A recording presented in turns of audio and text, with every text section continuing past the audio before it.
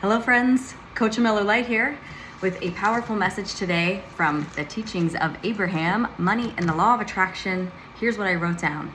This is game-changing information when I can apply it, which is why I'm here on the tube of the U, so that I can remind myself of this and then take it with me throughout my day and actually apply it. That's the goal here, actually apply it. Here's what Abraham said. Sickness or illness or lack of well-being occurs when you vibrationally disallow alignment with well-being. Whenever you experience negative emotion like fear or doubt or frustration or loneliness, that feeling of negative emotion was the result of your thinking a thought that did not vibrate at the frequency that was in harmony with your inner being. Very helpful to remember this. My guidance system, hello. We have turn-by-turn instructions, just like the GPS. Can guide me to where I would like to go. It knows where I am, knows where I would like to go, and it will give me instruction. Very helpful to remember that in this vibrational game, with this universe that's vibrationally based with law of attraction as the most powerful law, our emotion is our guidance. Follow the plus, follow the positive emotion. When I feel negative emotion, it means I'm holding a thought that's out of alignment with the well-being that is who I really am, that is what I'm choosing. And the negative emotion is letting me know there's a constriction. Abraham goes on to say, through all your life experiences, physical or non-physical, your inner being or the total you has evolved to a place of knowing. Through all your life experiences, physical and non-physical. Pretty cool. And so when you are consciously focused on a thought that does not harmonize with that which your inner being has come to know, the resultant feeling within you will be one of negative emotion. Very interesting. So here I am physical, right? And it seems so physical. It's very helpful for me to study this and write it and talk about it here to remember there's a non-physical inner being source energy part. That's what this is saying. That has the benefit of all the life experiences, physical and non-physical, and has come to a place of knowing. It knows some things. And when I, physically focused version, when I'm holding a thought, when I'm holding a perspective that's out of alignment with what my inner being has come to know, the resultant feeling is negative emotion, which is to alert me. It's a guidance system. All right, let's see what we got here.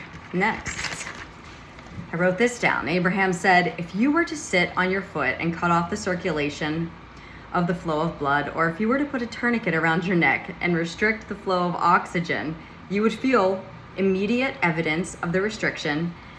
And in the same way, when you think thoughts that are not in harmony with the thoughts of your inner being, the flow of life force or energy that comes into your physical body is stifled or restricted. And the result of that restriction is you feel negative emotion. Isn't this interesting? I love their analogy that if I sit on my foot and I cut off the blood flow, or I put a tourniquet around my neck and cut off the oxygen, I'm going to feel that restriction of the flow of life energy, of the blood or the oxygen. And in this same way, when I hold a negative thought, the negative emotion I feel is the alerting that I'm restricting the life force, I'm restricting the well-being. Really great, really helpful to remember. It just means I'm restricting well-being. So what to do? Well, they go on to give us a pretty powerful tool. They say this to yourself. I know what I don't want, so I'm feeling negative emotion. I'm recognizing, okay, this means I'm restricting the life force, I'm restricting the well-being. It's like I'm sitting on my foot and I'm losing feeling in it. Nothing more than that. There's something I can do about it. There's a tourniquet around my neck. I can't breathe. Well, release the hands, release the tourniquet. How to release the tourniquet in this analogy is think a new thought. And Abraham gives us a tool called pivoting. So they say, okay, I know what I do not want. What is it that I do want? What is it that I do choose? That when I'm in a moment of negative emotion and I know what I do not choose, I also know very clearly what it is I do choose. All I have to do is pivot my attention to the positive. I know what I don't want. What is it that I do want? The vibration of your being is affected by your point of focus. And your point of focus will shift slightly. The vibration of your being, which is affected by your point of focus, will shift slightly, causing your point of attraction to shift also. this is the way that you begin telling a different story about your life. Rather than saying, I never have enough money, you say instead, I am looking forward to having more money. I'm so looking forward to having more money.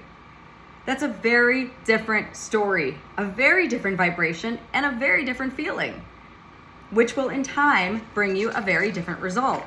Helpful to remember that it takes time here in this game, in this realm of relativity. It takes time. Time is a part of the game. There's a time gap and it takes time. So what's that mean? Keep on going. And instead of looking for the result, feel for it. If I'm feeling good, if I have a positive outlook, it means I'm on my way. I'm on my route. Oh, I might not be there yet. I might still have 2 hours north to go up the coast. But I'm en route. I know I'm en route because I'm feeling good. I can see the map, that inner map, feel it, using the GPS analogy because I love it. I think it's so helpful to realize that we do have that guidance, and it's just me paying attention to it is all that has been missing ever. Me knowing about it, recognizing it, and then following the guidance, actually doing something about it. And I love this because Abraham's given us a real simple, basic tool. So they go on to say, as you continue to ask yourself from your ever-changing vantage point, what is it that I do want? What is it that I do want? What is it that I do want? Eventually, you'll be standing in a very pleasing place, for you cannot continually ask yourself what it is that you do want without your point of attraction beginning to shift in that direction. The process will be gradual, but your continual application of the process will yield wonderful results in only a few days. I mean, what is this? An infomercial for universal law? How exciting! What are they saying here? This is pretty powerful information. I've been listening to the teachings of Abraham long enough to be like, all right, let's go ahead and do this, Mary. Okay?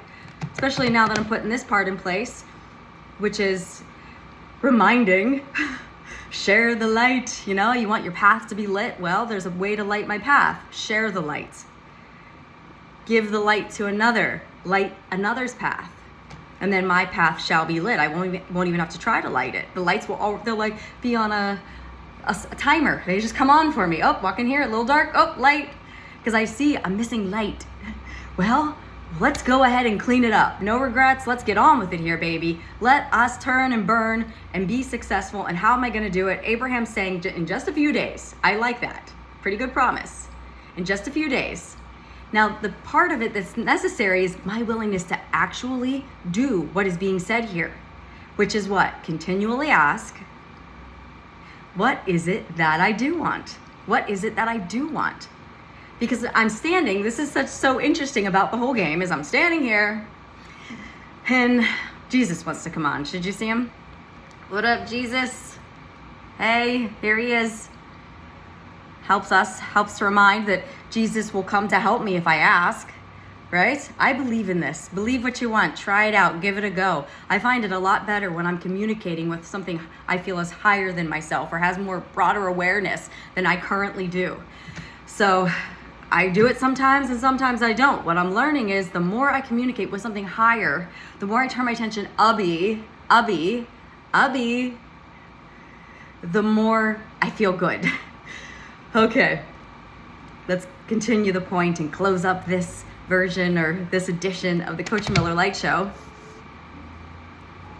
I must actually say it to myself. What is it that I do choose? What is it that I do choose? Because I'm standing here in this game where my current reality is the past. It's my past thinking. It's a conglomeration of my past vibration. So I'm always going to be in the past.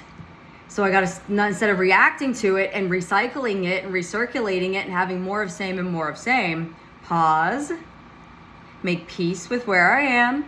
Okay, I am where I am. This is okay. What do I have to work with here? What is it that I do want? What are the positive aspects? And if I'm willing to make this vibrational shift, what is it that I do choose? What is it that I do choose? What is it that I do choose? I cannot continually ask myself that question without having my point of attraction change.